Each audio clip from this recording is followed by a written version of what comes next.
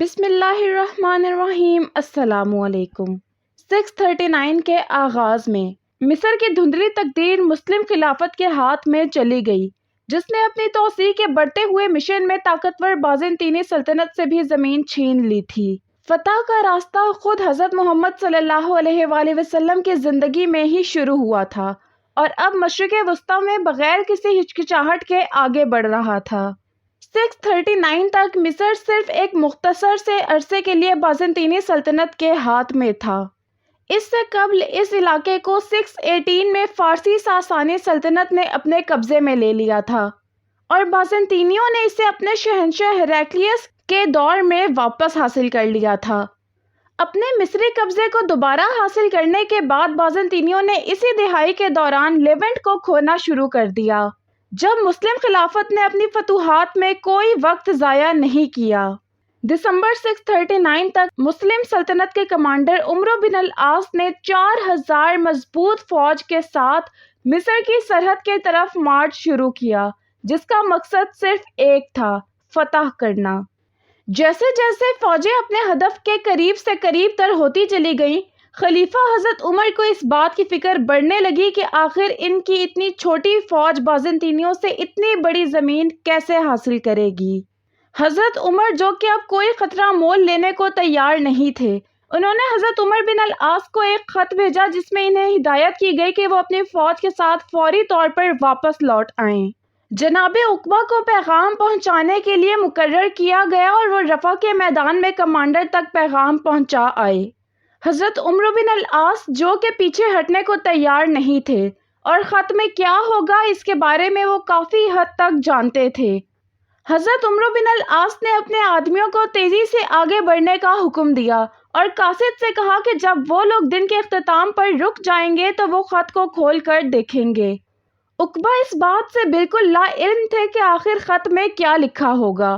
وہ آسانی سے فوج کے ساتھ ساتھ چلنے پر راضی ہو گئے جب تک کہ دن کا سفر مکمل نہ ہو جائے۔ عمرو بن العاص نے اس بات کو یقینی بنایا کہ جب تک وہ مصری سرحد کے اندر داخل نہ ہو جائیں تب تک وہ نہ رکیں۔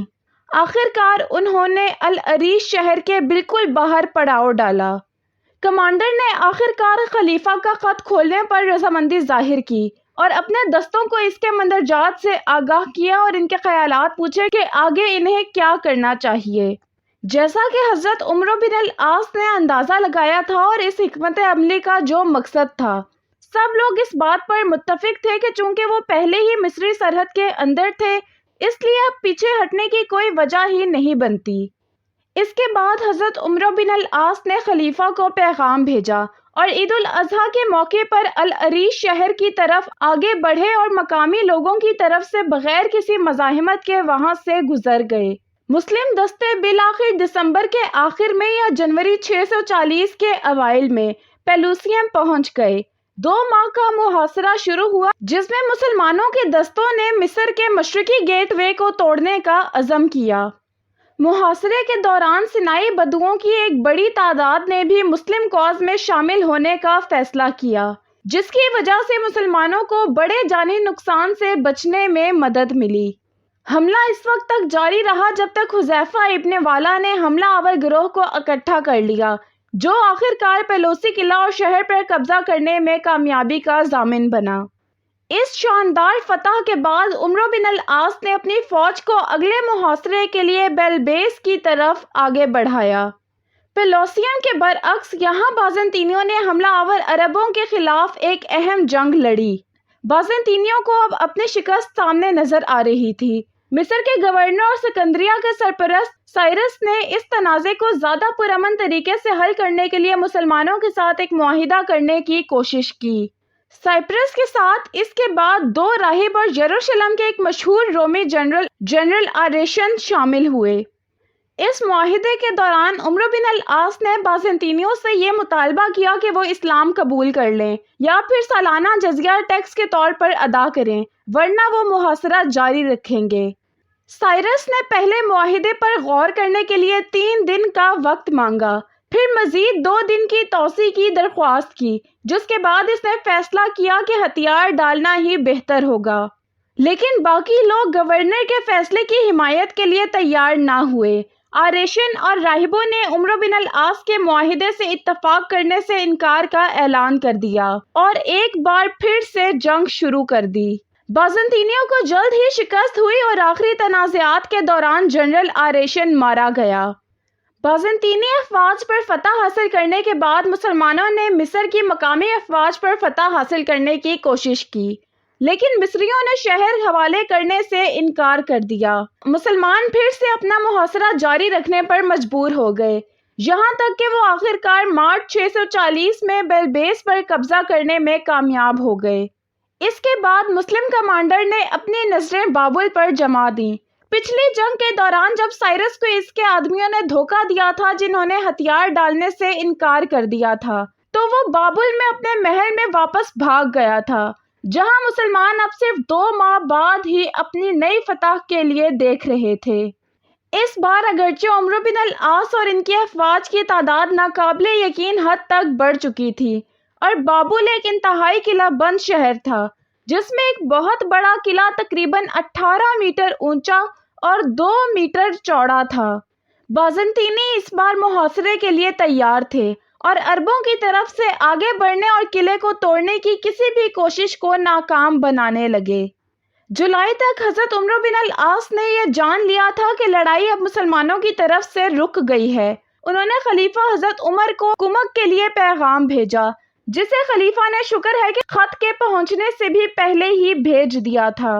4000 نئے آدمی، جن میں سے بہت سے شامی مہم کے دوران کامیابی سے لڑے اور زبیر بن العوام کی قیادت میں جو کبھی مشہور خالد بن ولید کے ایلیٹ موبائل گارڈ کا حصہ تھے، محاصرے میں مدد کے لیے بابل پہنچے۔ لیکن پھر بھی مسلمان ابھی تک رومیوں کے خلاف کوئی بھی پیش رفت کرنے کے لیے سٹرگل کر رہے تھے۔ اس سب کے باوجود جولائی میں مسلمانوں کو ہیلیوپولس کی جنگ میں کامیابی ملی، جو کہ بابل سے تقریباً 10 میل کی دوری پر تھا۔ اس خوف سے کہ ہیلیوپولس سے بازنطینی فوجی مسلمانوں پر حملہ کر سکتے ہیں، جبکہ مسلمان بابل میں جنگ میں مصروف تھے، حضرت عمرو بن العاص اور زبیر بن العوام نے اپنے اصل ہدف سے عارضی طور پر توجہ ہٹاتے ہوئے غیر متوقع شہر پر تیزی سے حملہ کرنے کا فیصلہ کیا۔ گھڑ سواروں کی ایک ہلکی سی جھڑپ کے بعد ہی مسلمان افواج جدید دور کے قاہرہ میں ایک قلعے پر قبضہ کرنے میں کامیاب ہو گئیں۔ اسی مومنٹم کو برقرار رکھتے ہوئے حضرت زبیر اپنے مٹھی بھر آدمیوں کو ہیلیوپولس کی دیواروں پر لے گئے، جہاں انہوں نے قلعہ بندی کی اور ان کا وہاں کے محافظوں سے تصادم ہوا۔ بالآخر مسلم افواج کو فتح حاصل ہوئی اور اپنے باقی آدمیوں کے شہر میں داخلے کے لیے انہوں نے شہر کے دروازے کھول دیے۔ ہیلیوپولس کو مکمل طور پر محفوظ کرنے کے بعد عرب کمانڈر بابل کی طرف واپس چلے گئے تاکہ وہ وہاں پر جاری محاصرے کو ہمیشہ کے لیے ختم کر سکیں۔ صرف 1 ماہ کے بعد خلیفہ نے مزید 4000 فوجیوں کی مضبوط کمک بھیجی۔ 4000 آدمیوں کو 4 کالمز میں تقسیم کیا گیا۔ ستمبر میں جب وہ بابل پہنچے تو مسلم افواج کی کل تعداد اب 12000 تھی اور لڑائی میں اب شدت آنے لگی۔ اسی دوران فیوم میں بازنطینیوں کو ہیلیوپولس کی لڑائی میں مسلمانوں کی فتح کی خبر ملی اور انہوں نے اچانک اپنی تمام پوسٹیں چھوڑ دیں۔ شہریوں کو کوئی وارننگ نہیں تھی کہ وہ آخر کیا کر رہے ہیں، اور اس سے حضرت عمرو بن العاص کو موقع ملا کہ وہ اپنی افواج میں سے کچھ کو دریائے نیل کے پار بھیجیں تاکہ فیوم اور ابویت دونوں شہروں پر قبضہ کر لیا جائے جہاں سے بازنطینی بھاگ چکے تھے۔ مسلمانوں نے بغیر کسی مشکل کے دونوں شہروں پر قبضہ کر لیا۔ بابل کے محاصرے سے کوئی ڈسٹریکشن نہیں کی گئی، یہاں پر ایک اور حکمت عملی اختیار کی گئی۔ بازنطینیوں نے زیادہ جارحانہ انداز اپناتے ہوئے مسلم افواج کی طرف بڑھنا شروع کر دیا، جو کہ ایک سنگین غلطی ثابت ہوئی۔ انہی حملوں میں سے ایک کے دوران مسلم افواج نے بازنطینیوں کو گھیر لیا اور 3 اطراف سے جوابی حملہ کیا، جس کی وجہ سے بازنطینیوں کو شدید جانی نقصان پہنچا اور بازنطینیوں کو اپنے قلعوں کی طرف پیچھے ہٹنے اور مزید جارحانہ کارروائی ترک کرنے پر مجبور کر دیا گیا۔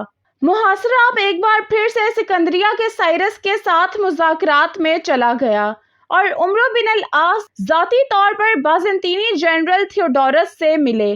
مذاکرات میں کوئی خاص پیش رفت نہیں ہوئی اور اب مسلمان اس بات سے تھک گئے کہ محاصرہ کب تک جاری رہے۔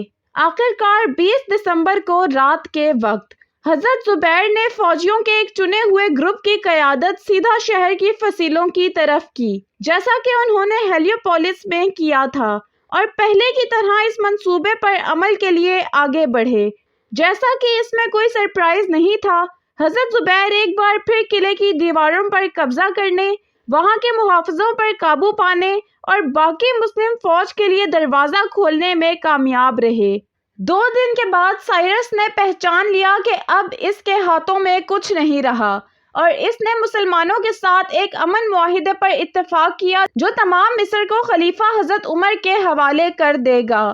سائرس نے حضرت عمرو بن العاص اور حضرت زبیر کو یقین دلایا کہ اگر بازنطینی شہنشاہ ہیراکلیس نے اس معاہدے کی توثیق کرنے سے انکار کر دیا تو وہ خود اس معاہدے کو برقرار رکھے گا، جیسا کہ تمام مقامی لوگ جو کہ وہاں کے چرچ کے اعلیٰ پادری کے طور پر اس کے ماتحت تھے۔ جیسا کہ توقع کی جا رہی تھی، ہیراکلیس نے فوری طور پر اس معاہدے کی توثیق کرنے سے انکار کر دیا اور سائرس کو اس طرح کی مضحکہ خیز تجویز کی سزا کے طور پر اس کی وائسرائے شپ بھی چھین لی۔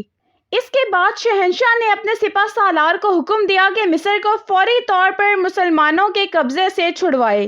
سائرس نے پھر عمرو بن العاص کو نئی پیش رفت سے آگاہ کیا اور ایک بار پھر اپنی وفاداری کا وعدہ کیا، ان شرائط کے ساتھ کہ مسلمان اس کے اور اس کے چرچ کے ساتھ ہونے والے معاہدے کا احترام کریں گے، اور یہ کہ اگر بازنطینی جنگ کے بعد صلح کرنے کی کوشش کرتے ہیں تو مسلمان انکار کر دیں گے، اور اس کے علاوہ باقی کے تمام فوجیوں کو اپنا قیدی بنا لیں گے۔ مسلمانوں نے اب سکندریہ شہر کا رخ کیا، جہاں وہ انہیں مصر سے نکالنے کے لیے رومیوں کی گئی کسی بھی کوشش کو ختم کرنا چاہتے تھے۔ بازنطینیوں نے مسلمانوں کو سکندریہ کے راستے میں پیچھے دھکیلنے کی کوشش کی، لیکن وہ آہستہ آہستہ شہر کی طرف اور آگے بڑھتے گئے۔ 641 کے مارچ تک جنگ سکندریہ تک پہنچ گئی اور یہ تنازع شدید رہا، یہاں تک کہ ایک اور مسلم کمانڈر حضرت عبیدہ نے آخر کار ایک کامیاب حملہ کیا، جس کے نتیجے میں شہر پر ہمیشہ کے لیے قبضہ ہو گیا۔ سائرس نے بعد میں مصری عوام کی طرف سے امن کے لیے مقدمہ دائر کیا اور مسلمانوں نے بلا تاخیر رضامندی ظاہر کی۔ آخر کار مصر کو بازنطینیوں کی گرفت سے آزاد کروا لیا گیا، اور اس کے بعد مسلمانوں نے اپنی فتوحات کو شمالی افریقہ میں جاری رکھا۔ امید ہے کہ آپ کو ہماری یہ سیریز کافی پسند آئی ہوگی۔ ایسی ہی مزید معلوماتی ویڈیوز کے لیے اس چینل کو سبسکرائب کر لیں۔ شکریہ۔